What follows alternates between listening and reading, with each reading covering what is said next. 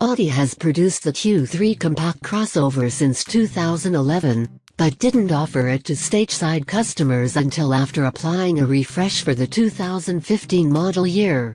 Since its star-spangled arrival, the luxury-oriented high-stance 5-door has posted strong sales numbers, performing well in a segment fraught with competition.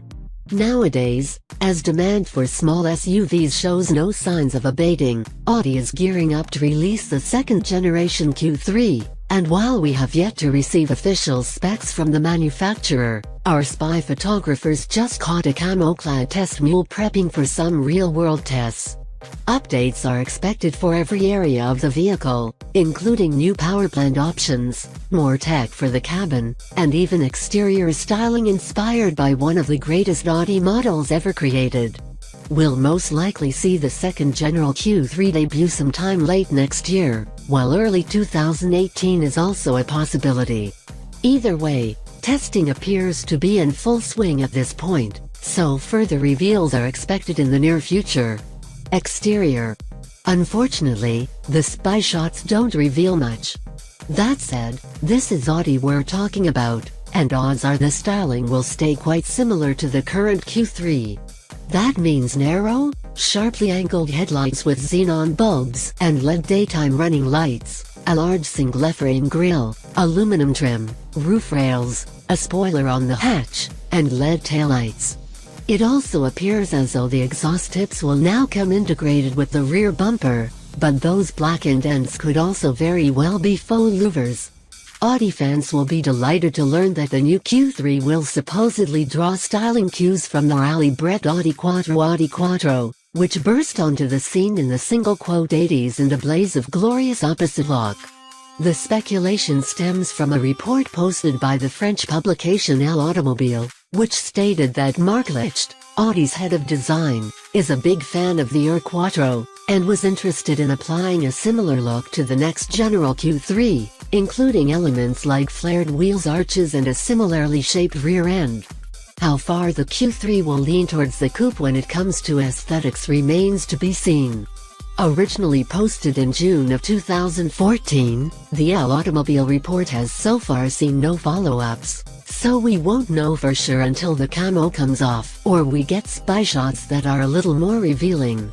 That said, the Q3 will almost definitely grow in dimensions, as it must now slot above the Q2, which was recently revealed at the 2016 Geneva International Motor Show.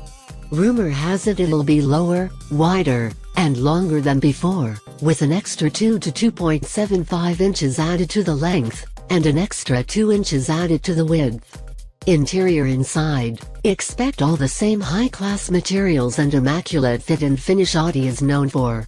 The layout should echo the new A4, with a redesigned steering wheel and fewer buttons on the dash.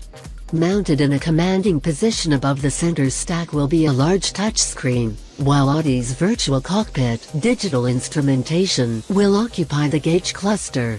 Leather upholstery will come standard, and customers will have a slew of colors to pick from.